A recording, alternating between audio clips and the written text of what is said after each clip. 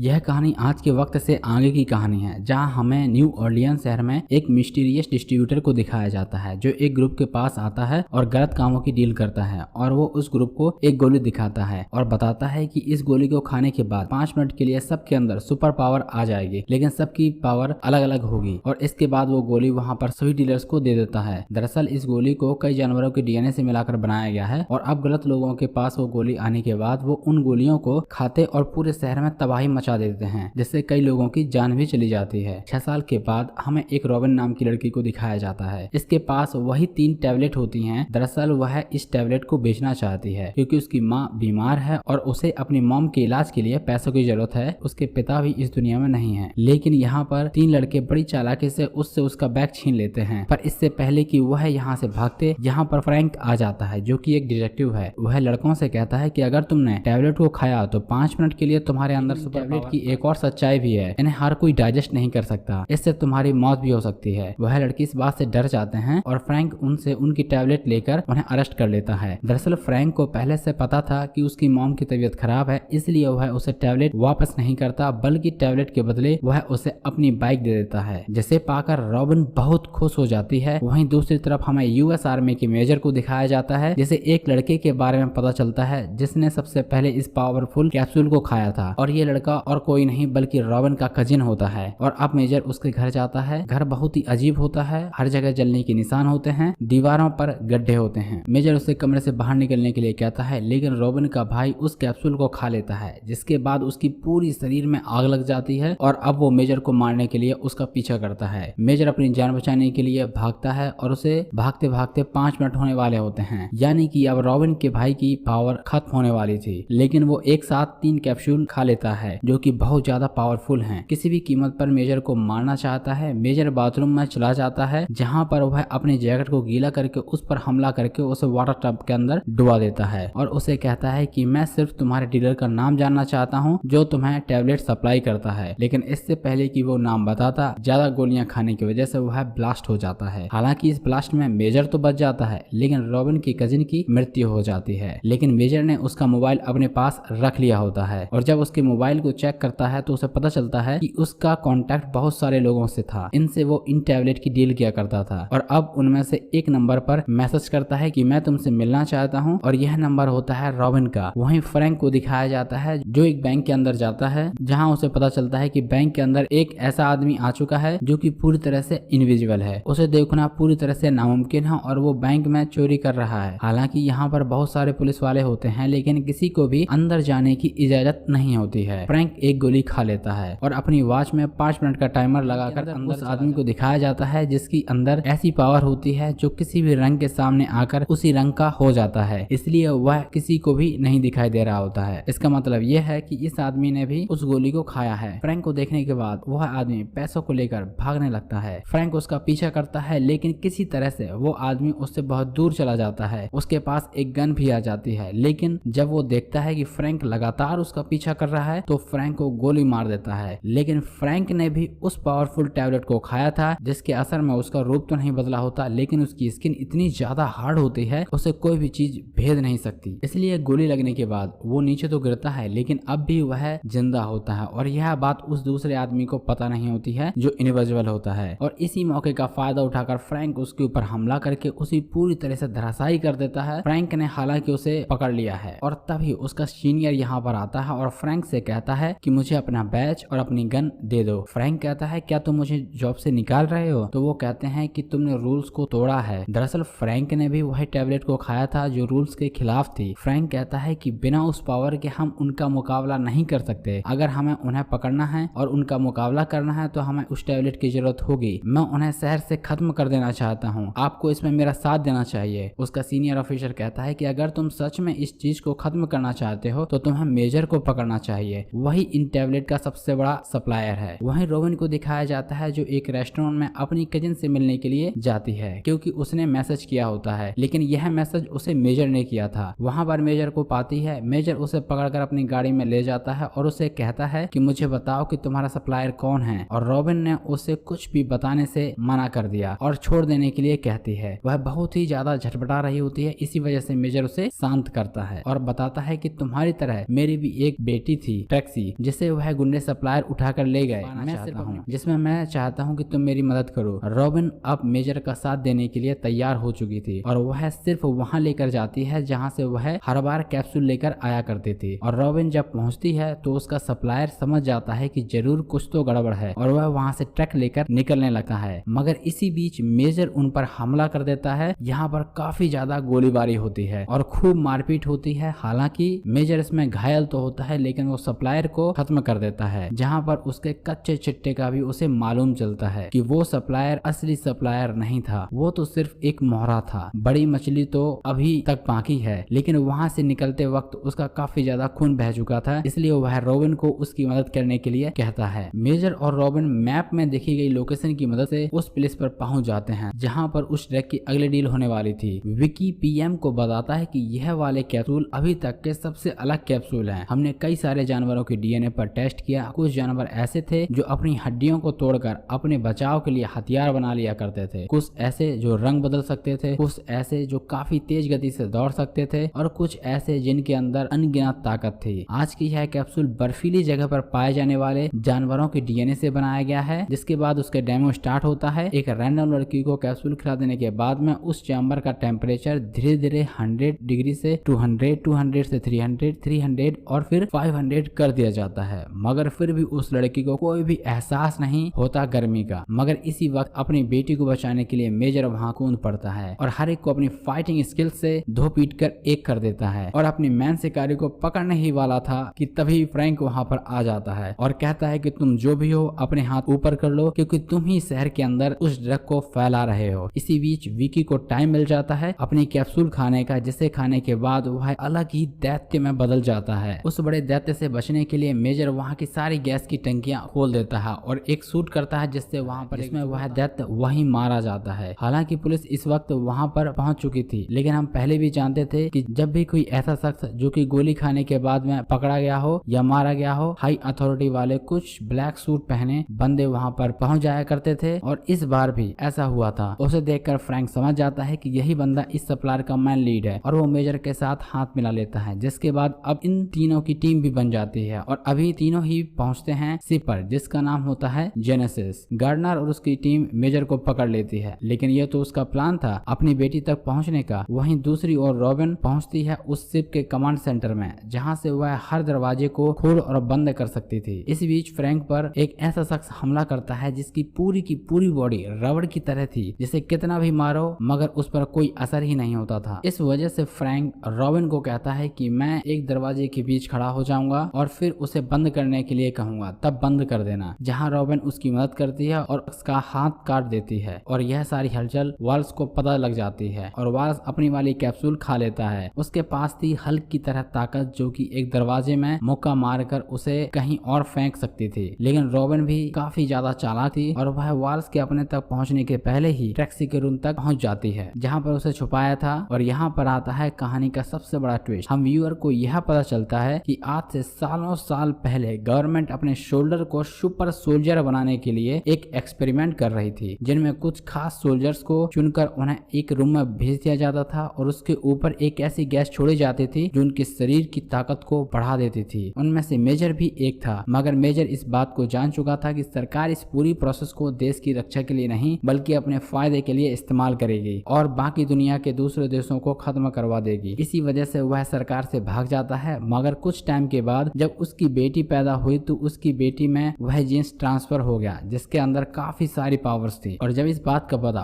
उस लैब के साइंटिस्टों को चला कि मेजर की बेटी अभी तक जिंदा है और इसके पूरे प्रोसेस को एक अलग लेवल पर पहुंचा सकती है, तो उन्होंने मेजर का एक्सीडेंट करवाकर उसकी बेटी को अपने कब्जे में ले लिया और टैक्सी के डीएनए की मदद से ही इन सभी ने वह 5 मिनट वाले कैप्सूल बना लिए। वेल यहाँ पर काफी ज्यादा मारामारी होती है और हर कोई अपनी कैप्सूल खाकर इन तीनों पर ही अपनी ताकत आजमाइश कर रहे होते हैं। जिसके बाद मेजर भी कहाँ चुप रहने वाला था, उसने आज तक सिर्फ और सिर्फ एक बार उस कैप्सूल को खा लिया था, क्योंकि मेजर जानता था कि उसके अंदर जो पावर है वैसी पावर आज तक किसी के पास नहीं है। ये कैप्सूल हर किसी के शरीर पर अलग अलग तरीके से काम करते थे और उसकी ताकत का पता तभी चलता था जब कोई शख्स उसे अपने शरीर के अंदर खा लेता था। उसी वक्त सारी बंदूकें मेजर पर तनी हुई थी और टैक्सी की जान खतरे में थी। जिसके बाद तो मेजर अपनी कैप्सूल को खाकर अपने 5 मिनट का एवोल्यूशन टाइम को जनरेट कर देता है। उन 5 मिनट में मानो समय जैसे एकदम धीमा हो चुका था। मेजर के पास ताकत थी हर किसी को जलाकर खाक कर देने की। जो भी गोली उस तक आ रही थी वो उन्हें वहीं पर जलाकर भस्म कर देता है और इतने धमाके करता है कि वहां पर मौजूद हर गुंडा मारा जाता है। और एक बड़ी तबाही के साथ फाइनली मेजर अपनी बेटी ट्रेक्सी को बचाने में कामयाब हो जाता है और यह सभी एक छोटी सी नाव में उस जेनेसिस शिप से निकल जाते हैं। कहानी के एंड में हमें दिखाया जाता है कि मेजर अपनी बेटी ट्रेक्सी के साथ काफी खुश होता है, लेकिन फ्रैंक को लगता है कि अभी भी कुछ सप्लायर्स हैं जिसके पास वो कैप्सूल्स हैं, तो उन्हें भी खत्म करने के लिए